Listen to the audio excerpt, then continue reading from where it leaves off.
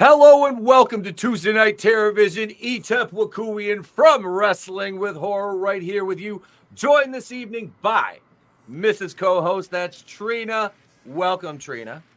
Thank you. Happy to be here. And hello to J-Man again. Welcome. And hello to everybody in the chat. Looking forward to getting into this. Absolutely. Welcome back, J-Man. Good to have you again, sir. Thank you. Thank you for having me. Absolutely. And let's welcome the chat here. I see some new names, fresh faces. We got Joe Dog in the house. Dog. Dave C. Thanks, Dave, for coming on. Skeptic. Yes. Skeptic, yeah, Skeptic. He's one of my guys.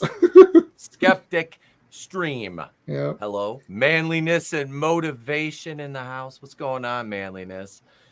Just watch. I think I saw you post. You post some on Facebook about it. You always talk about this movie back in the 80s when it was hard to find and watch. Yes. Well, Tommy's in the house. What's up, Tommy? Nibble, the guinea pig collective in the house. Yeah, sorry about the late start. We're still waiting on Vincenzo. He's got the link. We will see him in a few minutes. Trina, this is the 20th episode we've done. So next week, episode 21, I think we should look back at the movies we watched and rank them. Yeah, let's do it. I think that'll be fitting. The 21st episode, we rank the first 20 movies that we have reviewed here, and it's an eclectic list. I mean, we've went from brand new to. Is this the oldest one we've done? 76? 76. 1976. I think this is the oldest one. Yeah, out of Tuesday Night TerrorVision. Yeah, I believe so. Yeah. You have a playlist, right? You have a playlist for this one? Yep. Yeah, because we started out. I think one of the first ones we did was we did late. I remember Late Night with the Devil, which was I like it. That movie was damn good. I just bought the super whatever edition with like postcards and a poster and all. I don't know, it's like it comes in a box or something. I don't know. Nice. Yeah. Nice. Hey, what up, Frankie? Good to see you, brother. That was a David Dastmalchian, and I can say his name fine now. Dude is like so good. Like I remember seeing him in the Marvel movies, and then like in bit parts. He's in Ant-Man's crew. And you see him in all these other movies, and he always plays this different type character. Man, he was good in that. Yeah, I met him right before that came out at a comic shop. He writes a comic book called Count Crawley.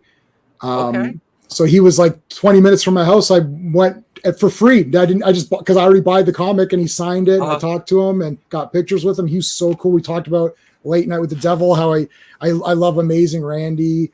And all those like the Uri Geller, I watched all that stuff, like this disproving that like the skeptics, and I love all that. And that movie captured it like beautifully. It's crazy how accurate a lot of it was. Great, I loved it. All right, we're already going off talking about another. Yes, movie. Okay, stop it. Damn it. But no, it's okay. It's all right. Before we get into the review, let's see here. Tomorrow night, I need a crucifix and some holy water. No, it's not a vampire movie. We're watching the 2024 Crow and recording a live commentary for that. Oh dear God.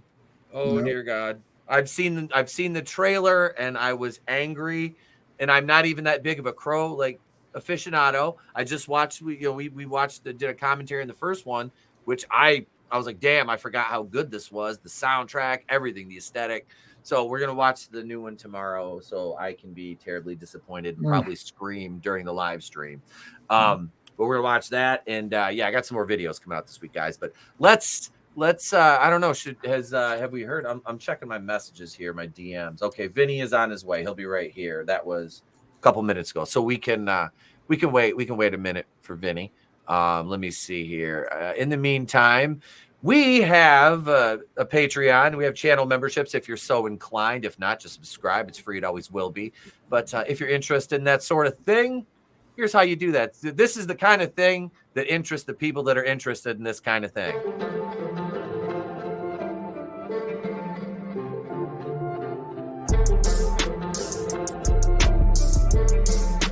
Yup!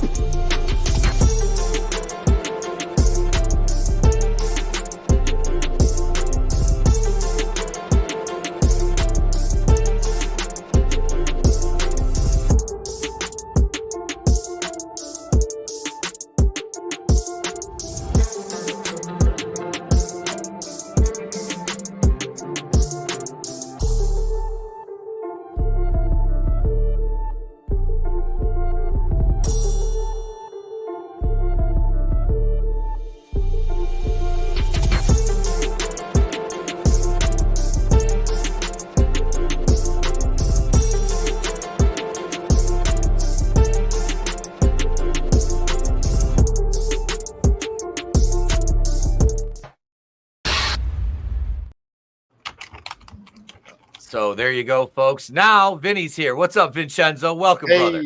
Sorry, man. Hey, Yeah, Vinny. I was on an important call. Sorry. No, it's okay. You're fine, brother. You're fine. Like I said, important stuff, business and family comes before YouTube, so you're good, brother. Yeah, Unless man. you're me. In that case, I've thrown my kid out of a moving car to get a video. I'm just kidding. I'm just kidding. He threw me out of the car. We were trying to record something. Hello, Pete. Hello, Trina. Hello, J-Man. How we doing? What's up, Vinny? Good, brother. Good. All right. Let's get into it, folks. It's time. Here we go.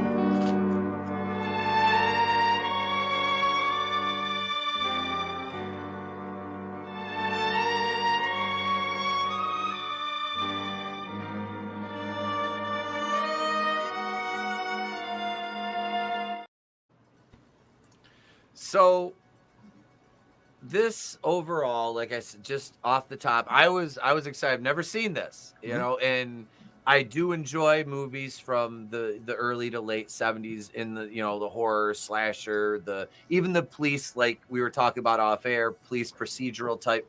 Some of those, I do like some of those.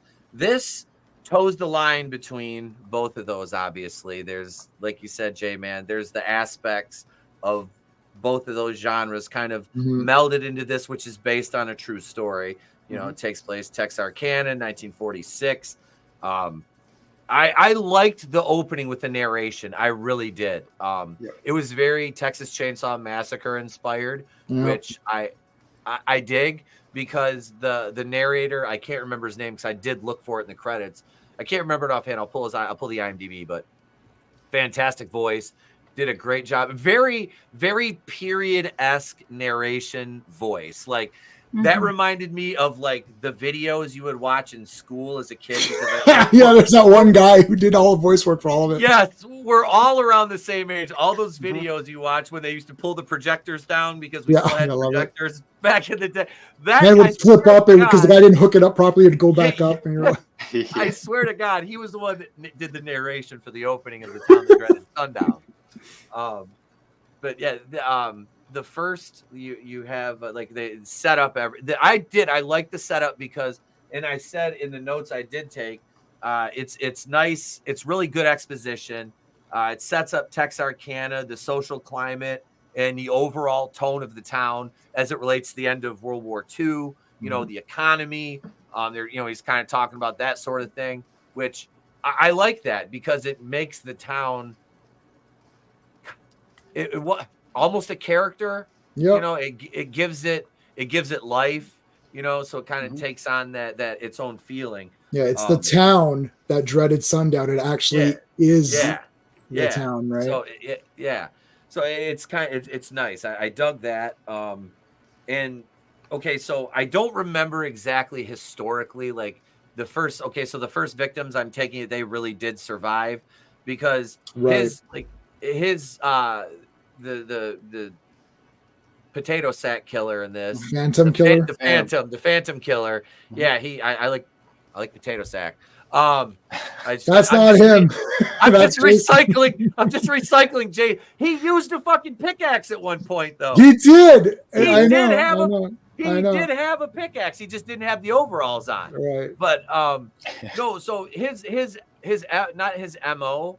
Well, his MO kind of did change because he went. The first two were in first two sets of victims, I believe, were both in cars. Yeah. Yeah, they were at Lover's Lane. Lover's Lane. Yep. So the Texas Ranger real? I want to say Yes. Yep. He was real. Okay, that guy was real. I couldn't remember like exactly from like the videos I listened to about like the case if he was real or not. But it was the shootout later was that part, like there was something with that. I was all the people were real. The people were real. The situations were changed. But so they wanted to show him as he's escalating, right? So that the crimes are getting more heinous. We've seen it now in Criminal Minds 4,000 times. Like we know. Yeah. That's something. Yeah, they just do because once they start to get a taste for it, they up that level. That's why he started from then having getting ballsy enough that he went by the houses and was shooting into windows and stuff. Yeah, in real life that didn't happen. No. The home invasion one? Yeah, no, that didn't happen. He didn't escalate or used it. Like, all he used in real life was a gun. Okay, because he didn't even use a gun with the first two. He used it like a pipe. He had like a piece of a pipe or like rod or something he used. Wait a minute. What about Marianne? Because they said her character was real and what happened to her was real. Yeah. All the people were real, but he didn't. But there were situations that were changed. Mm-hmm. He did shoot her. She got shot through the. She got shot through the mouth. Yeah. Yeah, he used the gun. In real life, yeah. Yeah. But so it wasn't at her house; it was elsewhere. Because in that situation, no, I believe it was at her house. Yeah, because he shot the husband in the head, then came in, and she ran out. Yes, getting shot in the face. Yes, I believe that's true. He followed her home from a grocery store. Mm. Yeah, that was the girl with the red car. Yep, that was the one with the red car. And that actress tried to. I watched the features on the Blu-ray, and that actress tried to speak to the real person at the time of the shooting of the film, and they neglected to say, they're just like, I don't want to be a part of this or whatever. So they actually tried to talk to the real victims. Yeah. Hey, what do you think about this? And they're just like, yeah, we don't want to be involved. So that was Deborah Wells, wasn't it? That played her. Yeah, Jesus, she was beautiful. Like, oh my God. She looks pretty good. At the time of the features on Blu-ray, she still looked pretty good. I don't know how Blu-ray came out, but I was just like, wow. Like, she's one of those like 70s type actresses. Like, I've never seen her before. I was like, holy shit. Like, she's gorgeous, you ever watch Gilligan's Island? Wait, she was the chick on Gilligan's Island? Yeah, Marianne. Oh, that's what you're called. Okay, all right. I'm sorry. Yeah, I'm sorry. Like I said, I fell asleep during this, so I'm still a little foggy here. Okay. That's the one old show I can't do it. I just beat up Gilligan's. Like, stop screwing us. He keeps screwing them up. Anyway. I haven't watched Gilligan's Island. It's been forever since I've seen that. Mm-hmm. The closest I never watched it. I used to as a kid. I watched it with my mom, but I like Back to the Beach. That was a fun. I know you guys remember Back to the Beach. What about that one?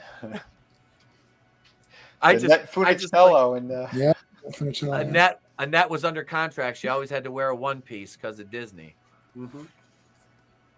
Because of their Mickey Mouse Club deal. Okay, so enough Mickey Mouse Clubbing around. We're talking about murders in cars here. That was for Tom.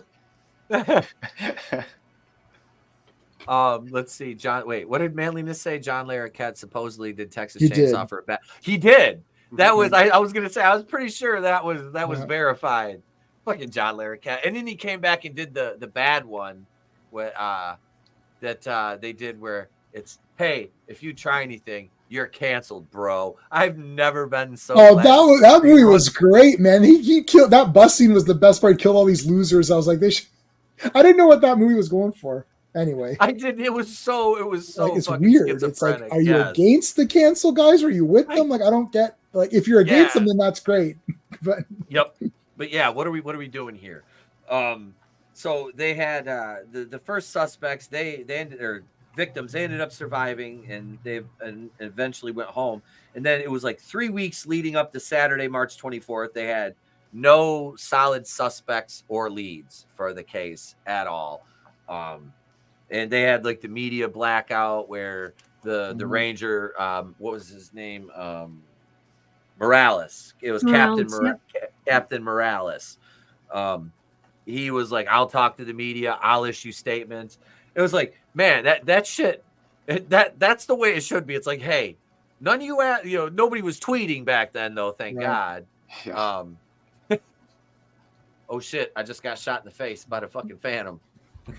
hashtag thoughts and prayers. Yeah. Thoughts. Oh no. Oh no. Although I think if they did have those back then, that Barney Fife guy would have probably done that. But I like that they accept his help. Like this movie is dated in the sense that people actually want to solve the case, so they're not apprehensive. A lot of films now, here comes this hotshot guy from out of town, and And he doesn't look down on them either. He doesn't come on and say, listen, you guys are a small dinky town. I'll take over. I'm the big boy. He doesn't do that. He's very polite with everybody. They treat him with respect. Like, thank you for coming down and taking on this case with us. Yep. It's not stupid. This is the thing about the movie. It's a bit slow, but it's not insulting you as a viewer. And it's like, okay, the guy's here. He's going to do his best that he can. And he's like, look, I don't want, and he's not a dick. Like, I'm taking this operation over. You don't talk to the cops. It's like, he's just a normal guy. I'm here to help. Yep. Yeah. That, and like, even like when he was getting there, I think they were like in the train station or whatever, that there's like just like a random woman walks up and just says, hey, thank you for being here. You know, like you say, you know, and all the cops were cool with them. There was never, like you see that, like you said, the FBI shows up. We got jurisdiction. We got jurisdiction.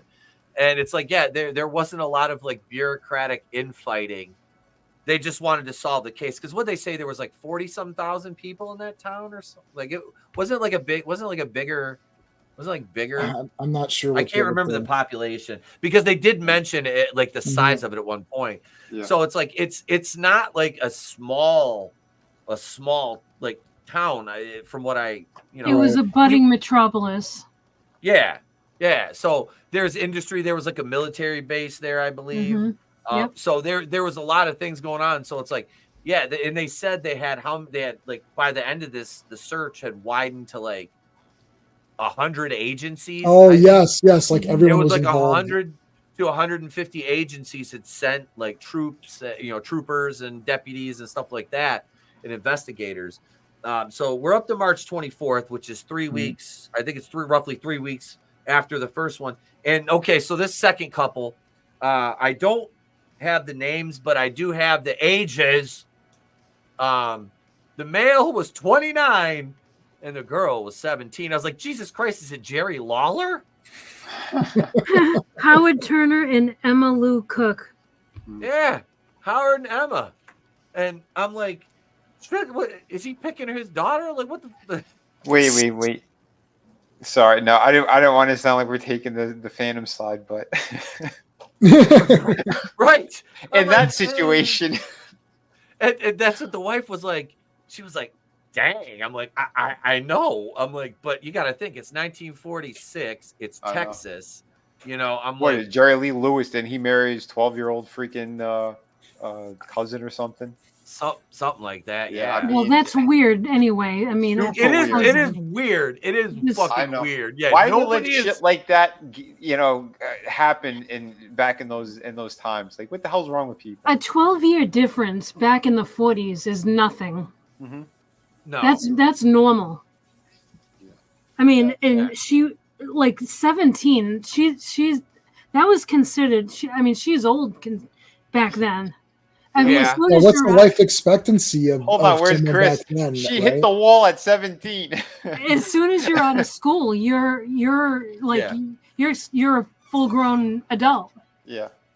Yep. And they said she wasn't. I don't think she was in school either, because she was working or something. Yeah, she dropped out. Yeah, she dropped out. So anyway, it was. But it just caught me. I was like, he was 29 and she was 17. I'm like, I just want to have a Fisk moment of. So they're in. This is the first time he uses the gun in the movie, because doesn't he shoots? Does he shoot him in the car? Did he shoot him in the car? Yeah. But they found him. He was dead in the grass, and she was tied to a tree. And that's when they said he like had chewed on her, like neck and bone. Nope, this wasn't the trombone one. Was this the trombone one? No, the chewed one was the first one where he just bit her up, but he didn't murder anyone. He just bit her. And then the next one is the one you're talking about now. The trombone is after this one, I think. Yeah. So he tied two of them to a tree. Because the trombone one was tied to a tree, and I remember exposition later that he did something else to her afterwards. Yeah. Right. So So the first couple, they weren't killed, were they, in the movie? No, they survived. Right. Okay. And then so Howard and Emma, this is the second couple. Yes. Yeah. Okay. Yeah. And yeah, so this. All right, let me look. Oh, no, sorry, I watched both of them. That's why I then the sequel's a little more fresh in my head. That's why I got a little confused. Okay. Yeah, I haven't seen the sequel. Yeah, this one is not the trombone one. Yeah, the trombone is the second last couple, because the last couple he only got the husband and the woman escapes or whatever. He only killed 5 people, so the first 2 couple was nothing. Right. Then he killed the next 2, then the trombone, then just the husband because the girl got out. So that's your 5. Yep. Yeah. How many did he tie to the tree then? 2.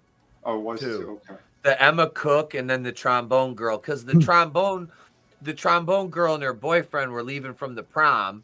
Yes. They left from their prom, and she was in the band, and they left and they went out to like Lover's Lane or whatever, and that's when they got.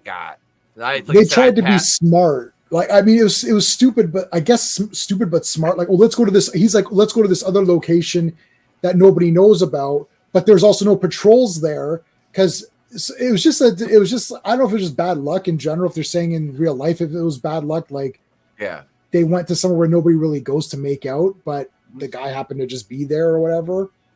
And the movie gives this guy no identity, so it's hard to know. It's like, because they never found out who he was, so the movie didn't want to be presumptuous and say, "Oh, let's give him an identity." He's just always in that mask. I think it begs the question too. Then I don't think that he was just there. I think he followed them there. Could be. Yeah. I think that's where he prowled. Yeah. Could be. And he saw that they're turning. He's like, "Oh, they're going to a different location. This will be easier for me to get them or whatever." So he's smart, and it's weird. It's like, it's a weird killer, because it's almost like he's whatever the movie needs him to be in the scene, rather than. But it's like what the Texas Ranger said though too. He is highly educated. This isn't a dummy, because the way that he was doing these things and how not to get caught. Yeah. Because if you watch any of those kind of profiles on serial killers, the ones that actually existed, it was a very similar type fashion, where they would escalate like that, but they would be savvy enough on how to not get caught, or how to stalk their next victims and whatnot, Yeah, and they suggested in this movie that the mere covering of his crimes intensifies them and makes him, it incentivizes them, to do more. It's like, oh, okay, now I'm going to be even more out there. I'm just going to go to someone's house and just pick someone and start shooting them and go, hope for the best or whatever. He's doing the portrait of the Henry portrait of a serial killer, where he's kind of changing the tactics around, and that's sort of the tips that what's his name gives, like the guy from Guardians. I can't remember his name now. Who plays Henry? It's like, never use the same weapon or MO or whatever, and but this guy just got the gun. He's like, I'll just use a gun. So he was using a silencer, and it's like, did he use that in real life? Was he using? I think that was the only thing he used. Okay. The only thing we know about what he did in real life is that he used a gun. We don't know if there was a silencer or anything like that on his gun. We just know that the only way he killed people was by shooting them. Mm-hmm. Okay. 18. But they hammed it up for the movie. Right. Yeah. So you get the one guy, I woke up, they had the guy from Louisiana, I think it was Shreveport, in custody, and he was trying to like confess Ledoux or something like that. Ledoux. Yeah. Like they knew he was full of shit right from the word go, almost. It seemed like, you know what I mean? Like, he was like, they had the one guy in the police station that confessed to it. They're like, no. Yeah, now they'd be more savvy. They would say things like, "Oh, he bit her legs or something," and then someone would be like, "I bit her legs," but he really bit her arms or her back, and they wouldn't give the exact details, and they weed out these whack jobs that just want to confess to everything. I know. It makes me wonder if when they were like interviewing people that came in like confessing, it makes me wonder if they did miss one of them. You know what I mean? What if he came in, confessed, but since this guy obviously had a good head on his shoulders, he was just fucking with them. Like he lied. Like he said what they lied. would. Yeah. Yeah. He knew what he knew what they would know to let him off. But it really was, I mean, that would be ingenious if he did. He's that. playing 4D chess. He goes in and just kayfabes the shit out of him. What do you call it? Jack the Ripper did something similar. Yeah, that's another one. Yeah, he would taunt them in a similar fashion like that, and they said that he was around them, and they would have never known, because in like I think some of the letters or notes that he sent with the organs and shit, like he made specific references to like where they were and whatnot. So yeah, they get off on it for sure. Those nut jobs. Oh yeah, that's a hallmark of serial killers, is that narcissism. It's that that need for recognition of their work. It's like they want to get it all out and then get caught so they can sit back and watch how people it's the visceral reaction they get from the dopamine rush from people's reaction to their fucking crimes. And that's basically this guy was not any different. I can't remember how long was the time period. Was it months? It went over the course of the summer into the fall, I think it was. It was it was like a season. Yeah, because they'd upped all the patrols, and I love the one they show the cat coming out of the garbage can. They got all the cops there, and it's a fucking cat in the garbage can. The lady's like, I was waiting for the Keystone Cops music to start playing for that. Like I said, and before we came on air, I have to say, I understand, because I know cars and I know vehicles, especially older ones. I've been around a lot from that time period, and holy shit, I've never seen worse driving in my life by law enforcement. Like, oh my god! Like I said, Barney Five guy flew into the lake there. Yeah, that's the director. Sparky. Right? Yeah, that's the director. Sparky, yeah, Spark plug. Yeah, he drives right into the fuck. And that Ranger Morales, he wasn't even a dick to him after that. Really, he kind of got a little bit frustrated, but he wasn't even an asshole to him. He's just like, I ain't riding with him again. So he gets out of the car. Nope. I love the first time we got up there. I forgot to mention it. He's going with the deputy, which is Norman Ramsey, Deputy Ramsey, and Morales. And Benson gets in the car, and he fucking forgets the keys. Yeah, he goes upstairs, he dumps his desk out, he's looking for the key. And he's like, those keys right there for number 7, they're hanging right on the fucking wall. I wonder how accurate that was. I don't know. See, that's the director. I'd said that earlier. That guy's the director of the movie. So he's just like, I'm just going to be a goof in like Alfred Hitchcock's going to be Alfred Hitchcock's going to appear in his movies. I'm going to be an idiot in mine. Nice. Yeah. Yep. He's like, yep. If like I said, if there's going to be comic relief, he was like under the thing, like, it'll be me. I'll make it me. The rest of the story is serious, except for me goofing around with the keys, driving into the fucking lake. Yeah. I was waiting for them Duke boys. I know. They'll start flapping their arms. For real. Oh, wait. I just hang on think, a second. like, I got a cake delivery. I got a cake delivery. Oh, my cake is good. It's homemade apple cake. Ooh. Yum. Nice. Yeah, it's absolutely delicious. And I'll be muting when I eat. Thank you. Thank you. I just think they wanted to insert comedy because at that time you would have needed some to, help the audience out, but they just didn't know how to write it well. So it ends up just being slapstick. And you're like, it's weird because slapstick comedy doesn't really work in the real world. Like, you'd have a goofy guy, but like if some guy, like, I seriously doubt the worst driver would drive into the like water like that. It's like so stupid. He wouldn't be a cop or whatever, right? So it's just kind of weird slapstick that's there. Like, I understand why it's there, but it does take you out a little bit where you're like, why is this happening? Yeah, I'll tell you one thing for me. It wasn't so much the slapstick itself. It was the music they played over. Yeah, it's like goofy music, and it's very loud. Yeah. I found it very piercing music. I'm like, why is this like? Yeah, the background score was domineering. Yeah, turn it down. Turn down the suck. Exactly. Turn down the suck. All I could think of when he drove into the lake was it was Michael Scott and Dwight Schrute. Right. GPS says go straight, Michael. There's a lake. There's a lake. Yeah. It's like it's like, what is going on? Like, what? Like, are they chasing this guy's using a trombone as a weapon? Like, get back to the case. Get back on the case. Yeah. And then Sparky goes, or Sparkplug. You want to call him Sparky?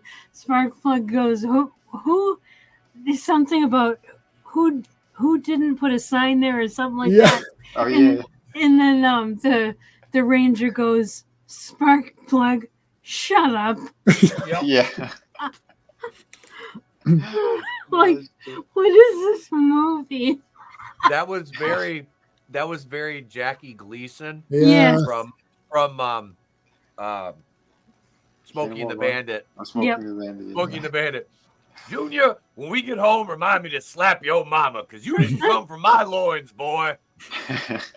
If I had a nickel for every time I heard that from my dad, I would if I was a rich man. But yeah, that was very, like, it was very weird for that to be in this, like, very serious toned movie. You've got this just goofy ass scene where he drives into the fucking lake in the middle of a fucking murder investigation, and they're like, "Oh, Sparkplug, you." Yeah. Meanwhile, did you murder like 3 couples? Oh yeah. Did you bite this woman's like breasts? Yeah, I did. Like, what? This is the same movie. Yeah, are you? Yeah, like literally within the same fucking scene. This happened. The scene continues with them interrogating that guy. You're like, I guess at least it's one character. They didn't make any of the actual officers a goof, so that helps. It's just the one guy who we know was already wishy-washy because of his customer service skills. Although his customer service skills compared to today's customer service skills are impeccable. Like, he was really kind to that woman with the dog and all. I mean, I called FedEx the other day and they're total dicks. It's like, I'd rather have this guy. Let me call Sparkplug. At least right? Yeah, I'll come over with his gun. I swear I will come over there and put 6 holes in you. I love when he's getting admonished for that. I love it's another one. It's like, I'm gonna take this and I'm gonna re-edit the scenes with him and just play like 80s sitcom music over it. Just, you know, he just stand there, Sparkplug, you know, and then like the end credits roll in his name and he's just like, you know, that's Sparkplug from the fucking town. That's my favorite part of this movie, I think. Sparkplug. Oh, I never knew Bob Holly was around back then, but it stands to reason given his demeanor. So, let's see. So I pretty much I stopped taking notes after that point, but we have the. Let's see. We have the scene where they have them in the. Or how the hell did they get to there? Like in that canyon, and like the ravine type. They're just searching around and hoping for the best, pretty much. And they just came across them. Yeah. I feel like the problem with unsolved crimes is that if you're making a movie on it, you have 2 options. You make up a fake ending, or you try to jazz it up. But how do you, it's like, oh, there he is. And it's sort of like this chase, like there, it's like, and you're thinking, if this was real and the guy's right there and they lost them, then they're idiots. Mm-hmm. But they tried to jazz the movie up, you know, and then if you make a fake thing, we're like, haha, it was really the town's tool maker or something, or it's this guy, or it's the train station attendant. Or, oh my God. So but then people are like, well, that's bullshit. And that's not the real thing. So then, like, what do you do? I don't have the answer. I guess the answer for them was what we got, which was kind of neat, but is he wearing the mask all the time, walking around? Like, oh, there he is. Oh shit, he's right there. Let's get him. You're like, he's got the mask on and taking a piss off the cliff or whatever he was doing. Like, it's just so weird. I don't know. It's weird. Like, I don't know what I would have done in this case unless I would have just made up a fake ending and be like, yeah, that was him. And, you know, did they say anything on the Blu-ray about that? No, I didn't listen to the commentary. I forgot I owned it. Like, Etep was like, oh, do you want to do the Town That Dreaded Sundown? I was like, Yeah, I think. Let me check if when you have like 3,000 or 4,000, you lose track. So it's like, oh yeah, I own this. It's like, oh, so it was. I actually popped it in and started. Well, I'm like, let me watch the Blu-ray since I did buy it, and it's got the commentary. But I just think there's a historian who does the commentary, so it is worthwhile to check it out to see what it's like. But yeah, I don't know. They just catch him randomly, or run across him randomly. Yeah, because they never caught him. But he jumps across that train. That was pretty damn ballsy. You're like, whoa, shit, this guy. That was brilliant. And then he's got the train blocking them. Like, that's kind of cool. I love how they're shooting. They're trying to shoot underneath the train. Yeah. And you can. Yeah, I'm like. Yeah, that was a cool. That was like the biggest like action sequence in the movie right there. Yeah. That was in the scene where Marianne got shot. Yep. That was nice. That was actually pretty cool. That was a pretty cool. That's when he picks the pickaxe up, and I'm like, oh fuck, he's going Jason Voorhees. Yeah. Like that was for Jason Voorhees. Yeah, 4 years prior. I mean, 2 years before it was made. Well, this was probably shot in what 74. It came out in 76. So it's probably 74, years, probably, 75. Yeah, a couple of years. I think somebody in the chat mentioned their father would mention this. You know what the problem is? I don't know if we're all roughly the same age, but we are absolutely the worst age bracket for this movie because if you're an older person watching this when you're a younger person when it came out, you're like, whoa, this is intense. Like, holy crap, right? For us, we've seen many horror movies, but also we've seen this genre evolve into a mega super genre where there's like Criminal Minds has, 10, 12 seasons, whatever it is. Yep. And there's way worse stuff than this. So we've seen this guy killed 5 people. That's not, you don't want to say that's nothing. I mean, any one person. Yeah, I know. You're trying to say we're kind of desensitized. We're desensitized. Yeah. But at the same time, like when I watch this, like, I could see like in that situation. So I'm like, that guy's trying to kill you. Yeah, it's intense. It's still very intense. Yeah. Yeah, I like this movie as a film person. Yeah. But it's not going to be like, hey guys, let's all come over and watch The Town That Dreaded Sundown. It's like I'll watch it for historical purposes and think it's really cool and appreciate what they try to do. And I do like some of the movie. And I actually do really like the movie. I do really like it, but it's not like when I was a kid, I had seen the Friday the 13th films. I rented this specifically because I thought, oh, look, it looks like a Jason ripoff. Mm-hmm.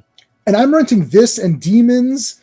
And what was it? It's like I rented this Demons and like what was the other thing? It's like a couple of these other ones, and you watch it, you're like, oh, this is like boring. Like, what is this movie? Mm-hmm. And then I appreciated it later on and be like, okay, I see what they were going for. But by this time, it's like Texas 1. Like I think Texas 2 is way better than Texas 1. But I mean, oh God, no. Yeah, exactly. Not many people are with me on that. I don't think. See.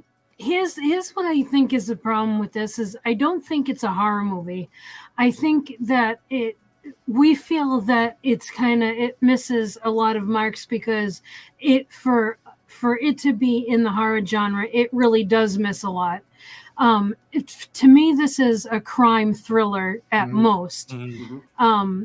It's got a couple gory scenes, which probably they were forced to put it in the horror category. Mm-hmm. But I don't think this fits in the horror genre as a whole.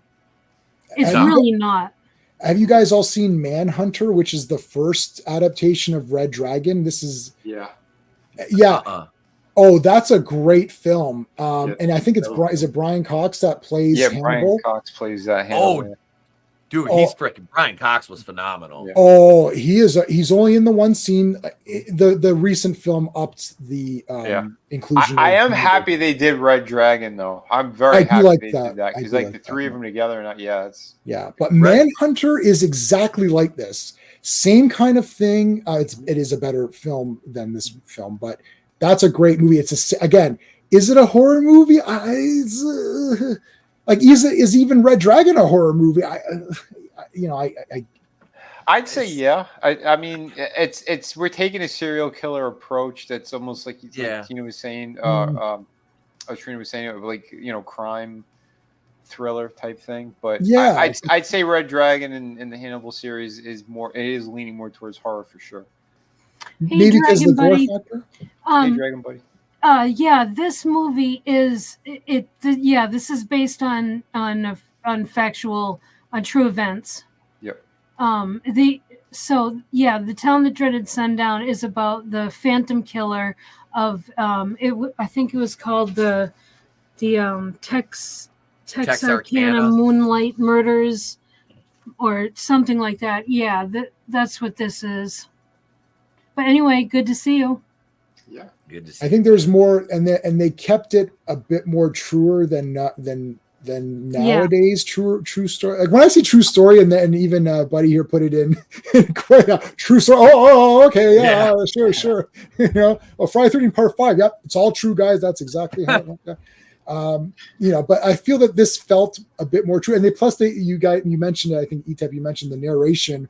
They threw that in there to give you this like documentary, almost like, oh, this is what happened. These were the tragic events in Texarkana in 1946 when a couple was brutally attacked, and then here is the lawman Captain Morales who's come to, you're like, oh, okay, like this is adding this big weight to it, like, oh, this is going to be really intense. If it's terror, then it is TerrorVision.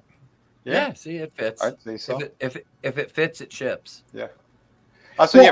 Frankie told me about this. That's why I said, oh, I think this would be a pretty good one for the channel too. Yeah. So, watching them both, they were good.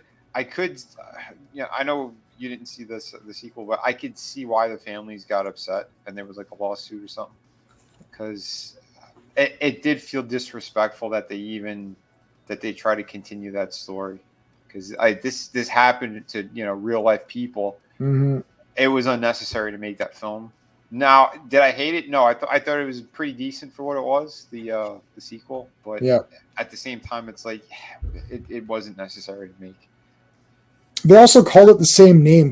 I hate this, like where it's like the thing or the thing, and I'm like, what is it? Like, can you remember Rocky 2 and then 3 and then 4 and then 5? And I just remembered which one was which. Like I'm like, oh yeah, Rocky 3. That's the effing third one. Like, The word at the end of it. Imagine that. The Town That Dreaded Sundown. That's still Dreaded Sundown? Like, I still know what you did? Yeah, you could do wordplay on it, but calling it the same exact title that was stupid. I thought it was a remake, and when Etep was asking, he was like, "Oh, I didn't see that shitty remake," and I didn't even know it was. I didn't see the remake, and now that I know it's a sequel, I actually will watch it because I'm more. I know now. I want to. I was like so confused. Like, are they still searching for and when is it set? Like, when did they set the sequel? 70s, I think. It's in the 70s. No. They had the 70s vibe to it, but it was 2013. Oh wow. Okay. No, but the movie is set in the 70s, isn't it? No, they talk about the movie that was actually made in the 70s, based off of the 1940 something situation. Because in the beginning, they actually play it on like the drive or the drive-in. Okay. With the cars outside, and a lot of the people, they're kind of dressed in the. They had their clothes looking 70s-ish, but it wasn't, because there's like emails and shit that were sent, and there's. That's weird. Like, that's what is very weird? Yeah, what is he doing for all the? This is like. Yeah, it's interesting what they did. Not all of it to me makes sense, but again, when you guys do see it, you want to talk about it, But I still think it was pretty good for what it was. But if you ask me, it was disrespectful making this movie. He'd be. Well, so is the new Crow movie, but. Oh my God, yeah. Anything. Sorry, Dave, I know he's out there. Anything after the first one was was poison. At least they were different characters. Using Eric Traven's name is a disgrace. That's the problem. What have I done? Yeah. I saw the Crow first day in the theater. I am the Crow. I bought the cassette tape. We did everything. It changed our lives. My buddy and I walked out. I'm like, I think my life has been altered. Like, this is the greatest thing I've ever seen. Yeah. Anyway, I like part 2. I love part 2, but whatever. I didn't. Yeah. They've got black cocaine. The cocaine is black in part 2. Well, we have pink cocaine in real life. Is there? Yeah. They were being inclusive with the cocaine. Yeah, yes. The black cocaine. Too. Equal opportunity cocaine. Equal opportunity cocaine, exactly. The first 3. No, they don't. They don't mention his last name in the new one. I've from what I've heard from the people that have watched it so far. I haven't. Like I said, we're watching it tomorrow night live. Oh, yeah. But this. So, Vinny, you were talking about it being disrespectful. You're talking about the sequel being disrespectful, or the sequel. I don't see this one. Well, like you said, it's almost like kind of documentary-ish in a way, and then you have like some of your moments. But again, like you guys were saying, the whole deal with the director, you know, kind of trying to put a little bit of comic relief because the situation, you know, those killings, they were horrific, they were horrible. Like those people they shouldn't have died, you know. No. So I see why he did it like that, but it didn't feel disrespectful at all. This one, it's like you're bringing up stuff that happened, and I get it. They waited so long when they actually did it. It's Blumhouse, by the way, that did the sequel. Of course, it's Blumhouse. Ugh. Yeah. So, but there's it's disrespectful because what is the point of it? It's not like it's like this massive franchise that has continued on and on. It's like. Right. It's like you're making it. All it's going to do is people are going to be confused, which is like, is this a remake or is this, what is this? So there's confusion, and then there's when you find out that it's a sequel, you're like, yeah, but isn't this a true event? Like the problem is, it's like as soon as you start to research it, it falls apart and it becomes stupid. So what were the filmmakers thinking? It's not like, and also the Town That Dreaded Sundown isn't in everyone's top 10 horror movies where they think I'll get money out of using this name. Yeah. Right? Like it's not an IP that's like this. I'm going to take, you know, like Puppet Master and make Puppet Master Part 75 or whatever they're on there. There's like 15 or something, right? Exactly. Because it's the idea of the Phantom, I guess. But like the kills in this movie, like they're pretty good what they did. Mm-hmm. They try to recreate a couple of things too. But when it does ramp up or like towards the end, it's very Hollywood all over the place with it. But again, like the actors that they picked, they were good. I think they thought that they were going to be clever with the twist. To me, like I kind of called what it was going to be while I'm watching it, so I wasn't shocked at all on kind of what they did and their approach to it. I actually did see the sequel or remake or whatever the heck you want to call it. I just I can't remember a lot of it. You blocked it out of your mind. Oh, you saw it when it came out? No. This was actually not too long ago. Okay. But like I said, I didn't hate it. I'm just saying, like, for the memories and of like, you know, the people who actually that shit happened to them. I'm not that offended. I don't really get offended anyways. Like even for this Crow movie, I don't really like do what you want, but like, I mean, you're going to be subject to people not being happy. So you better prove them wrong. Like my thing is like, look, we want to make a sequel to The Town That Dreaded Sundown. Well, that's going to piss people off. Okay. So, but you know what? I've got this great idea. I think it's going to be really good. I'm going to pull it off. I'm going to do the best I can. And I hope that the audience loves it, but that's not really what happens. It's more like we're going to do it. We'll throw some cool shit in if we can, and then that's it. And we made it, and then we move on with our lives. And you're like, so what? It's like this Crow movie. Like, what is the point of it? Like, are people going to walk out being like, man, wow, that was fantastic. Oh my God, I gotta get tattoos and toys and comic book. No, they're gonna walk out that was an okay movie, then move on with their fucking lives. It's like at best. But that's the thing. It's like you said though, they're trying to make sure it's a comic book movie. Look, you know, Deadpool Wolverine was in the works around the same time. That's going to make a bunch of money. There's still a bunch of these comic book movies that are making money. We need to get that IP off the ground again. They tried so many times, it fell on their face. Jason Momoa was supposed to be cast. There was photos and shit of him and makeup and everything, and it looked all right. But at the same time, it's like, but what are you going to do? Because again, it was or is supposed to be Eric Draven, but they purposely leave out the last name because they think that, maybe we could still fool people. They're going, yeah, it's a new one. It's just a new guy. And his girlfriend happens to have the same name too. But they're strung out drug addicts who really gives a shit about them. Like, you don't care. We kind of talked about this a little bit the other day on Etep's channel. It's like we cared about the first movie because of the tragic situation that actually happened. But at the same time, if you're just watching it as a film goer for the first time with not knowing anything, you do care about the characters. You know, it's big time. Shelley and Eric. Yeah, it's a young couple that they're just starting their life, but they're in a fucked up neighborhood, struggling musician, all that. They're not strung out, they're not fucked up. They're the horrific shit that happens to her. Yeah, they're trying to better the neighborhood. The reason they're killed is because they're trying to make the neighborhood better. Yep, and they love Halloween. And anyone watching that movie is a horror person who loves Halloween. So it's immediate connection with those characters. You probably like rock and roll, metal, heavy metal, whatever. So more connection. Goth. You got your goth connect. Like it's like someone took everything that the horror community loves, put it into one movie, and then had awesome action. And you're like, well, yeah, this is like a winner. Like the comic book looks like a translation. You're like, yeah, that's the guy. Like absolutely. You know what I said that they should have done?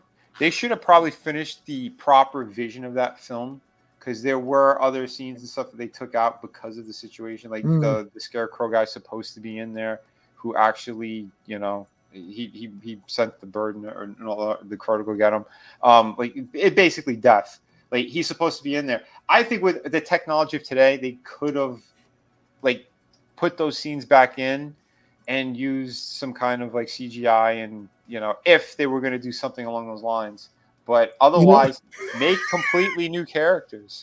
Okay. How about this? I just got The Crow on 4K. Why don't they just release a new transfer in theaters? It would have made way more money than this remake, and it would have cost them $0. Just for the same movie. That I would have went out to the theater and seen it. I would have went to. They just put, they put the Phantom Menace out, right? Star Wars, the Phantom Menace. I like it. I won't fight. I do. I like it too. Okay, so I like it. It doesn't matter. It made more money than any of these other. It's just like people are like, Phantom Menace beat other movies. It's like everyone has seen this 4,000 times and own it, or can watch it on streaming. So how? Because people would want to see it in the theater. Yep. Exactly. Crow made $5. This stream made more money than The Crow. Somebody throw me a super chat. Hold on, aren't they still in the hole? I don't even think they made $5 profit. I think no, they made nothing. They didn't make any profit. They lost probably lots of money. But that's a discussion for another. Yeah. Did you guys like The Mask? Did you? So do we know? And I don't know about this. Do we know that did the Phantom wear a mask, or did they movie-ize this and give him like a cool mask or whatever? Because like, how would we have known if like the first couple survived? Did they say he wore he was hooded. He was hooded. They did say he was hooded. Yep.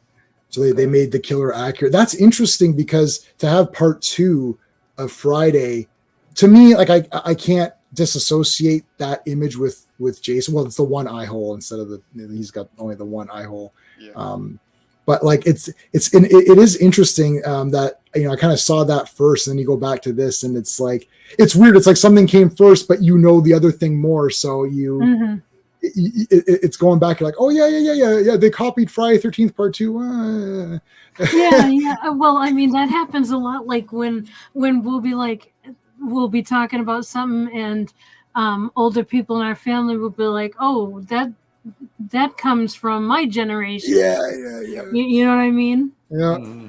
Yeah, Klaatu Barada Nikto. Everyone's like, oh, that's from Army of Darkness. No, that's how you stop Gort in The Day the Earth Stood Still. Yeah, exactly. And it's so funny. People say that. It's like, no, it's like from Army of Darkness and other things that like, because Sam Raimi was a big time nerd for these, classic movies and all that stuff, right? So, yeah, that's interesting. It becomes they're also Klaatu, Barada, and Nikto are also Jabba's henchmen. Yeah, they are there from the and I have all three of those.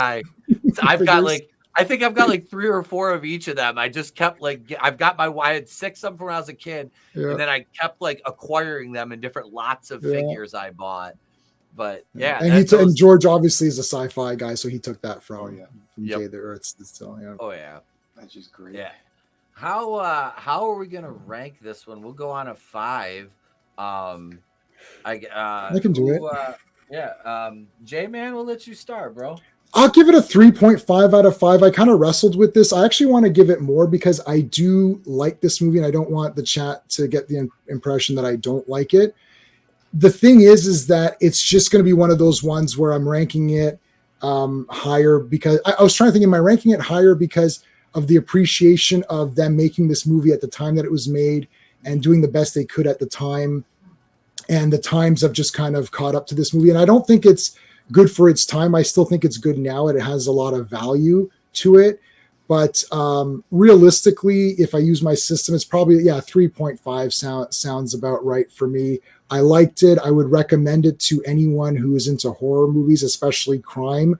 And it could be a good gateway horror movie. There's a few of these where you can kind of watch it and the intense parts are intense, but there's enough other things going on and the characters are still likable. Like, there's nothing cringe in this movie. There's nothing bad or stupid or cringe, except for a couple of the going in the water is kind of stupid, but it's not that bad. So it's not like a Disney movie now where you just like, you roll your eyes all the time. So, but unfortunately I kind of, grew out of it.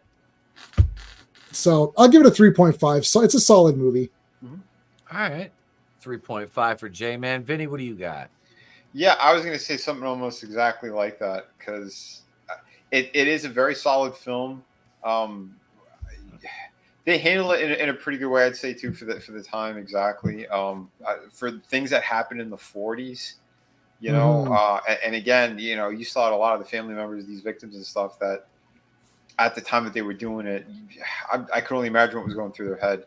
But for what it is, it tells that story. It tells about this guy, and I'd say for the time too, I'm sure people were still looking over their shoulder. I mean, he had already started getting up there in age, but they never caught him. So that's the thing that really fucking sucked. Part of me even says, do you think this movie might have tried to help actually solve the case or find the guy? Because I'm sure around that time, people might have been trying to still, is there a way to solve this? All the officers that were on the case back then, they didn't stop looking for him. They looked for him until they either died or retired, which is, for I think all of them, the same thing. It's like they all died on the job. Like, you know what I mean? They didn't stop working until they died. Yeah, it was an open case, but at the same time, I like to think that maybe the filmmakers were like, if this actually helps, or if we could possibly solve this in some way at some point, or at least give interest that enough people might, there's a strange guy who moved here a few years back. Like, I don't really know much about it. You never know, but I think it was good that they made it, and it's a solid movie. Same, I would recommend it. I recommend it for the stream. It's solid. 3.5 is, I think it's a good number. For me, I would have done 4 had they taken that bad kind of goofy score out of there at those moments. Because even with the kind of slightly goofy situation with the director playing that character, like, that was fine. But it's that music, when I heard it, it almost threw me out of the film entirely. Because I'm like, this isn't like Smokey and the Bandit or a Cannonball Run type. We don't need that type of a score. It's playing. So weird. Like, it was out of place. Because I was just like, well, it's the 70s. I don't know. I was kind of thinking that too. To be honest, I'll say this: when you're talking about, well, it's the 70s. Okay, we watched Seven, the Andy Sedaris movie from 1979. That movie, for an Andy Sedaris movie, played straight through. It wasn't wonky. It wasn't, and the score in it was fucking amazing. So I think it had, like, as far as how they scored that had to be the director saying, hey, what if we try, you know what I mean? Telling them, what if we try this? I think so. It was out of place. It was completely out of place. Again, I say if you take that little bit of score out, it would have been a solid 4 for me. I agree with you on that. Just a couple of things like that. Exactly, minor things. But 3.5 is good. Again, thank you, Frankie, for telling me about it too. Because this was good. All right, thank you, Vinny. So Vinny's at a 3.5, Jay's at a 3.5. Trina, what do you say? All right. This is tough for me because, like I said, I feel like it's not a horror movie. So it's like, how do I rank this?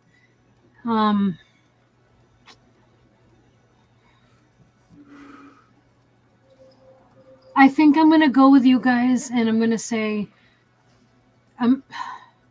man, this is hard. This is actually hard. You know what? I'm gonna give it a 4. I'm gonna give it a 4. I'll rank it just as a movie by itself, not worry about what genre it goes under. I think they did a good job with the movie, and yeah, I think it fits perfectly in the 70s. And you know, the silly music and the little bit of silliness, it actually didn't take me out at all, so I was fine with that. So yeah, I feel comfortable with 4. All right, so Trina's at a 4. We got 2 3.5s, and here comes my 1. I'm just kidding. Oh my God! No. He used a trombone with a knife on there. Come on, that's weird. I gotta go back and watch that. I missed that. I was sleeping. That was the kill. I know. That was the sleeping bag. That was like you're missing. That was the big one. How could you give it a score if you haven't even watched the whole film yet? Jesus. I missed like 15 minutes. I didn't. Are you on Rotten Tomatoes? Do you review for Rotten Tomatoes? Like what? Look, yeah, I do actually. He's like Grace Randolph told him to give it that score. Well. No. I have diarrhea. I honestly, from everything that I saw, like I said, I missed 10, 15 minutes. But it was. I love the setup. I did. I love the setup. I love the opening. The narration with the exposition is good. Everything was played straight except for Sparkplug, who was my favorite character in the fucking movie. No, it was good. It had, like I said, I want to go back and watch that one kill, but everything else I saw, it had, you know, it isn't a horror movie at heart, but it's that walking the line between horror and like the serial killer, crime, police procedural, like we talked about earlier. Yep. So there's terror in it. So it is a, you know, it's a niche almost, like it's like a taco inside a taco, you know, it's like a genre inside a genre. No, it was a good movie though. I liked it. Like I said, a little slow, but you know, I'm a little fucking beat today. So, but no, it was, yeah, I didn't go into it expecting, like I said, balls to the wall action either. So no, for when it came out, good movie. Honestly, the cinematography was good. Mm-hmm. That's one thing I noticed. I was like, this is shot very well. Like even the establishing shots were good, given what kind of cameras they were working with at the time. No, the acting was good. I was just pissed we didn't get to see Marianne's tits. That was all. I was like, I could have gone. You know, I was like, hey. Oh, it would have been a solid 4 right off the bat for that. I would have given this I would have meltzered this and given it a 7 out of 5 if I got to see that. But, but no, I like this. I'll go a solid 3.5 out of this. And yeah, just the music and that was an odd choice to say the least, but you know, not enough to ruin the movie. Just maybe take you out of it for that, like the moments when it was playing. But yeah, I'll go 3.5 on this one. I think that's a fair score for this. It is a good movie. Like I said, I'm gonna just sit down and watch the whole thing again so I can catch. I just want to watch the whole movie again. Yeah. But no, I didn't dislike it. I enjoyed it. It was good. So there's our we got 3 3.5s and a 4 on the Town That Dreaded Sundown. So yeah, check it out if you haven't seen it yet, folks in the chat. See, it's an automatic half point for boobs. Yeah, I would have absolutely at the very least. Come on, it's Marianne. Yeah, especially given it was Marianne. I mean, you know, you get a 10 if you were a Net Funicello doing that. But, you know. J-Man, I know you got to cut soon. Why don't you tell the people where they can find you, brother?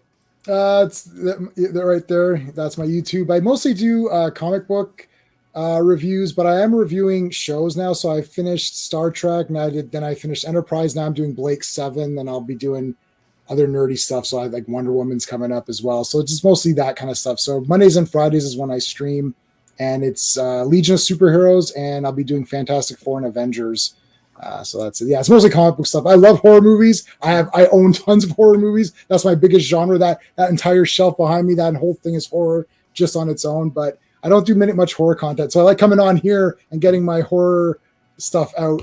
So there you go. Dude. Always glad to have you, brother. Always glad to have you. J-Man's link to his YouTube and Twitter are in the description to the video, as are our other guest links. Vincenzo. Yeah. I said I was kind of closing down the late pledges. Almost all of them are all taken down except for the main book. So if you still want the main book, I'm leaving it open for a short time. The books have been ordered, so right now they're in production, and I'll give more updates soon on that. But yeah, it should be a couple of weeks, and then I can start fulfillment. Also going to be doing a convention in Miami, a horror convention actually, on the weekend of the 18th. So yeah, if you guys are in the neighborhood, come on by. I'll have some cool stuff there. But yeah, and of course the Thursdays we do the toy stream. Fridays we have the Friday Underground, which is a little bit of kind of everything. But we do half the show is politics over on Rumble, and we talk about the crazy shit that's going on, because boys are a lot of it. And Sunday Roundtable, it's kind of a mixed bag. Sometimes we'll go full politics. Other times we'll talk about kind of certain things, movies, games, whatever. Freaking, we break into comic books as well a little bit. But yeah, I'll start gearing more things towards comic books again. Well, after fulfillment's done with all this, because I am working hard on City of Venus 2, which I think you guys will really dig. It's a much bigger book. We got horror in there. We got sci-fi, all sorts of cool shit. So yeah, get ready. It's going to be a killer book. I'm working on pages as we're doing this. So yeah, guys, thank you so much. Thank you, Etep. And yeah, man. Yeah. Good Absolutely, stuff. brother. Absolutely. And yeah, back Vinnie's projects if you haven't yet. You should, because if you don't, you're fucking missing out. Yeah, Trina, you're up. You're up. All right. Well, this was a lot of fun with you guys. It was awesome hanging out with you again, J-Man. And Vinnie, thank you as well for joining us. A pleasure. And thank you all in the chat and anybody watching on the replay. You guys rock. I have a channel here on YouTube at Real Horror, REEL. You can find mostly NECA figure reviews on there. And I'm here on Tuesdays, obviously, and on Thursdays we do the collectible pass streams. Right now, it's being held. It's still on Tommy's channel, isn't it, Vinnie? Yeah, we're still doing it on both. Okay. Even when he's not there, I connect them both. So yeah, my channel and on Tommy's channel. Yeah. Okay. Yep. So you can tune into either at Vinnieart here on YouTube or at Tommy and the Guinea Pig Collective to watch Collectible Pass at 8:30 on Thursdays, and that's Eastern. Yep. Yeah. Other than that, thank you all for joining us, and hope you enjoy the rest of your week. Yep, you guys can catch me right here tomorrow night, 8:05 Eastern, Superstation TBS for The Crow 2024. We'll be doing a live commentary on that. Nick from World Class Bullshitters will be joining us tomorrow. And yeah, he hasn't seen it either. So this is gonna be fun. I haven't. Oh man. Oof, yeah, it's gonna be rough, but yeah, I've got a couple more videos cooking for the week. Patreon backers, subscribers, whatever, brain busters over there on Patreon. You're gonna get that Halloween 5 review by Friday. Oh dear God, I have to watch it again. Oh come on, it's great. I have to watch Stop it it again. Wait, again, if Halloween 5, Revenge of Michael Myers, if Tina showed her tits, it would have been better, but we got nothing from Tina in this. She's the hottest one in the whole movie. They killed Rachel off. I like Rachel. I did too. She was. I have a very controversial hot take on that, and she's almost a better final girl, if not better than Laurie. I like Jamie better than Laurie. Yeah, Laurie made a lot of decisions in the first 2 movies that I'm like, well, basically the first movie, because the second movie she's pretty much incapacitated the whole fucking right thing, with a bad wig. that bad wig was holding her down. Activia. That's why. Oh man. But thank you everybody for being here in the chat. We appreciate you. Follow us on Twitter. Subscribe to the channel. Check out my Raw review. If any of you AEW weirdos out there want to say that I'm a Fed drone and all I do is shit on AEW, I implore you, go watch my Raw review from today because I shit on that entire fucking show from last night. Vince McMahoned it. Thank you, Vinny. I except for one segment, you got to watch the review to find out, though. Thank you, everybody. We will see you guys back. Is that when Stephanie comes on? All right, enough with the motorboating, Vinny. Remember, it's always better to burn out than fade away. Johnny Ace, keep going.